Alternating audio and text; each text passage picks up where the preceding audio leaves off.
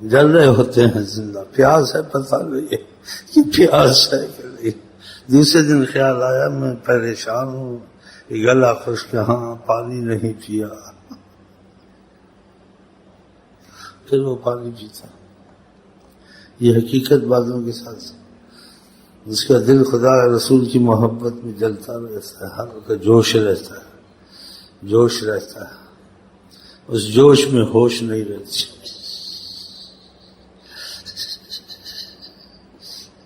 ایسی حالت رہتی ہے، نماز پڑھتے پڑھتے نماز بھول جاتے، بیٹھ جاتے، پتہ نہیں کتنی رکعتیں پڑھی، لیکن آقا کی نظر اس پر ہوتی ہے۔ پھر وہ تحمل آہستہ پیدا ہوتا ہے، پھر وہ نماز شروع کر دیتا ہے۔ ایسی بازوں کی نماز ہر وقت نماز میں ہی ہوتا ہے، چاہے نماز نہ پڑھے، کہ نماز میں اس کو ہوش نہیں ہوتی، نماز کے بعد بھی ہوش نہیں ہوتی، اور جس کی نماز ہے اسی کی طرف دل لگا ہوا، تو پھر وہ ہر وقت نماز میں ہی ہوتا ہے، سونے میں بھی نماز، اٹھنے بھی نماز، اس کو اپنی ہوش نہیں ہے، اس کو اتنی ہوش کہ کوئی جھلک دیکھی تھی، یہ جھلک گئی کہاں ہے۔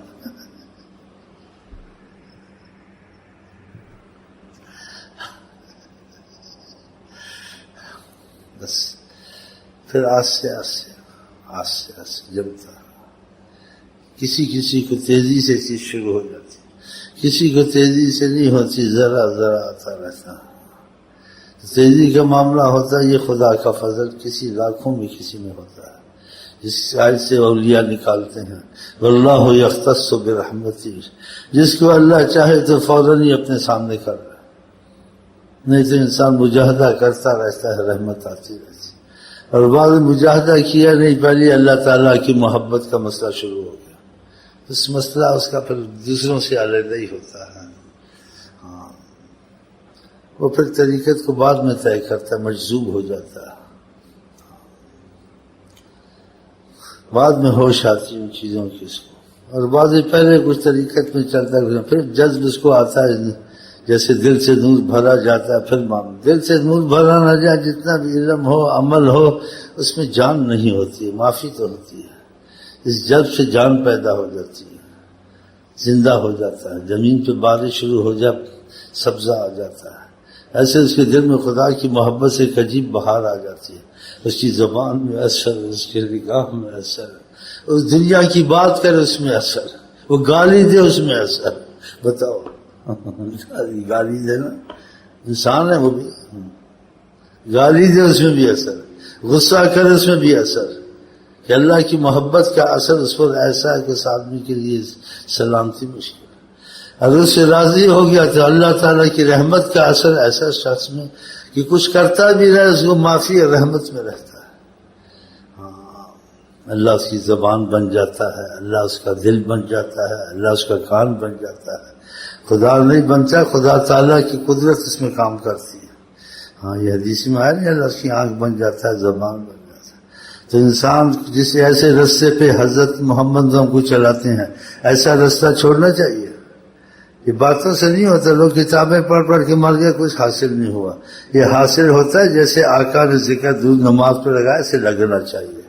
ہاں، اس کے دل میں بس یہی آ جائے، خدا رسول کو راضی کرنا ہے، چاہے اس کو ان چیزوں کا نہیں پتہ، اصطلاحات صوفیہ کا کوئی ضروری نہیں ہے، اگر یہ دل میں ہے خدا تعالیٰ کی مرضی پہ زندگی گزارنی ہے، خدا کو ناراض نہیں کرنا ہے، نبی کو ناراض نہیں کرنا ہے، جتنی اس کی صلاحیت، جتنی سمجھ ہے وہ تو کر مرتا ہے، باقی اللہ تعالیٰ اس کو فضل سے قبول کر لیتا ہے۔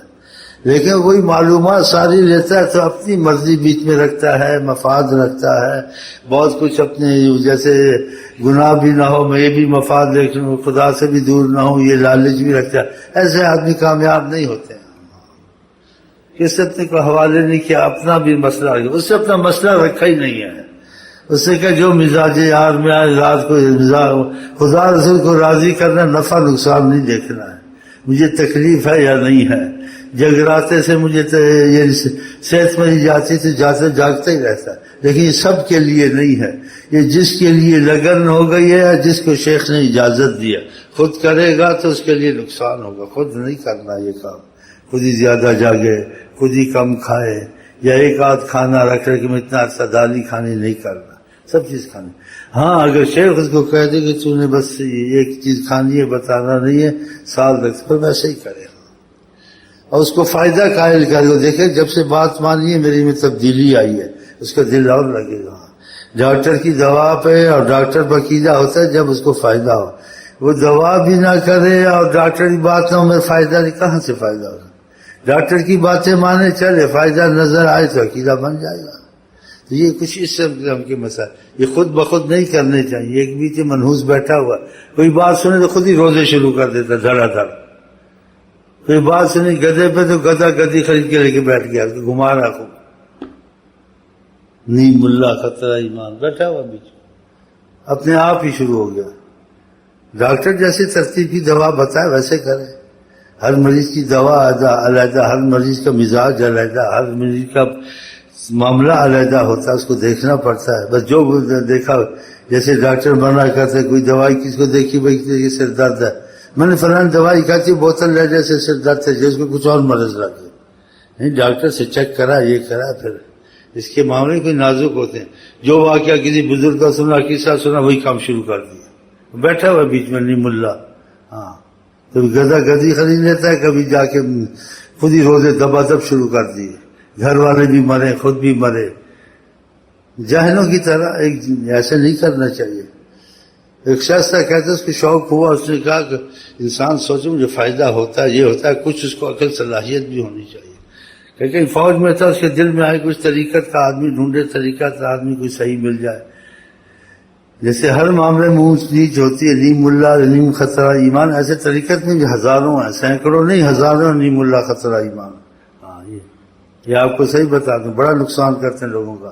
نام طریقت کا ہوتا ہے وہ بات نہیں ہوتی ہے، عقل بھی ہونی چاہیے۔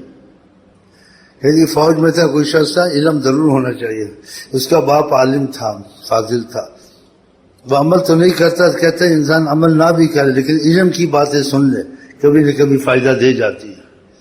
تو وہ کچھ جوانی کی وجہ سے سرکش تھا، آوارہ تھا وہ فوجی، باپ اس کا عالم فاضل تھا، اچھا تکڑا عالم تھا، کہتے بس سنتا رہتا ہے باپ سے قرآن شریف کی باتیں، حدیث کی باتیں، نصیحت کی باتیں، لیکن عمل نہیں کرتا تھا۔ لیکن چھوٹی عمر میں باتیں اس کو یاد رہتی تھی، یہ سنت ہے، یہ واجب ہے، یہ فرض ہے، عمل کرنا نہ کرنا توفیق نہیں ہوتی تھی۔ کہتے ہیں علم پھر بھی فائدہ دے، عمل نہ بھی کرے تو علم سے احساس رہتا ہے، علم ضرور ہونا چاہیے۔ اس کو علم تھا کسی حد تک معقول، تو باپ نے گھر سے نکال دیا اس کو، فوج میں رہا۔ پھر کچھ عرصے کے بعد جہالت کا زمانہ گیا، جوانی چلی، سرکشی چلی، خیال آیا کچھ خدا کچھ آخرت کچھ فکر کرنی چاہیے، زندگی اچھی تو نہیں ہے، تو اس نے کہا پھر کوئی رہبر ہونا چاہیے، کوئی استاد ہونا چاہیے۔ تو اس نے کہا طریقت والوں میں سے کوئی ایسے ہوتے ہیں جو انسان کو کافی تقویت دیتے ہیں، انسان کافی مضبوط ہو جاتا ہے۔ تو کسی جگہ فلانی جگہ کوئی بزرگ ہے جو لیکن رہتا ہے جنگل میں، چلا گیا اس کے پاس، اور سنا تھا بزرگوں کے ساتھ اعتراض نہ کرے، ادب سے رہے، بزرگ کی غلطی پکڑنا بھی غلطی ہے، اور جب پتہ چل جائے کہ بزرگ نہیں جاہل ہے، تحقیق کے بعد تب چھوڑے، ایک جلدی نہ کرے، بہت سی احتیاطیں بھی ہوتی ہیں۔ وہ گیا تو دیکھا ایک شخص ایسے بس عبادت کرتا ہے، علیحدہ بیٹھا ہوا ہے۔ اس نے کہا جی مجھے آپ کی خدمت کی بھی ضرورت ہے، کچھ اپنی اصلاح کی بھی ضرورت ہے۔ اس سے کہا ٹھیک ہے، خدمت کرتا رہا اس کے ساتھ۔ ایک دن بیٹھا ہوا تھا اس کے پاس، دیکھا اس کی ایک آنکھ بھی بند تھی، ناک بھی بند تھی، تو خوشی میں تھا۔ جب خوشی میں تھا اس کو ہمت ہوئی کہ خوشی میں اس وقت ہمت کر لوں، یہ بات پوچھ لوں، ان کی آنکھ کیوں بند رہتی ہے؟ اس سے کہا کچھ بات پوچھنا چاہتا ہوں، کرم فرمائیں گے بتا دیں۔ اس نے آپ پوچھ رہے، اس کے آپ ایک آنکھ آپ کی کھلی رہتی کہ بند رہتی ہے، تو یہ کیوں ایسے، اس کی کوئی وجہ؟ اس سے کہا میں نفس کا خلاف کرتا ہوں۔ اس کے نفس کا خلاف کرتے ہیں، مثلا اس سے کہا ایک آنکھ سے تو دکھتا ہے کافی ہے، دو آنکھوں سے دیکھنے کی کیا ضرورت ہے؟ نفس کا خلاف کرنا، اس چیز پر موم کی ٹکیاں چڑھا دی انہوں نے، یہ ایک ہی ٹھیک ہے، چپ ہو گیا بیچارہ۔ اسے سوچا یہ طریقہ تو نہیں ہے، ناکا جی نے کیا سامنا بزرگوں سے ثابت ہے جو تربیت فرماتے تھے، پتہ نہیں یہ کیسا کرتا، اس کو جلدی نہیں کرنی چاہیے، چپ ہی ہو گیا۔ پھر ایک دن پھر ایسے اتفاق ہو، ملاقات ہوئی، بیٹھا دیکھا خوشی میں تھا، کہا آپ کی یہ ناک بند رہتی ہے، ناک سے سانس کیوں نہیں لیتے ہیں؟ کہا نفس کا خلاف کرتا ہوں۔ کہا کیوں؟ کہا اس نے خوشبو پسند کرتا ہے، میں نے ادھر گندگی لگا دی ہے، غلاظت اللہ، تو نماز ہی نہیں ہوتی۔ اس نے بعد میں سوچا یہ تو جاہل پیر ہے، وہ وہاں سے بھاگ گیا۔ دیکھا تو ایسے ہی کوئی گدھے کو نہیں پھرتے ہیں، روزے خود رکھنے شروع کر دیے۔ آخر کہتے نفس کا حق ہے، تیرے اہل بیت کا حق ہے۔ ایک جہاد میں آقا جی نے کہا سبق المفترون الصائمون، جنہوں نے روزہ نہیں رکھا روزے والوں سے آگے نکل گئے ہیں۔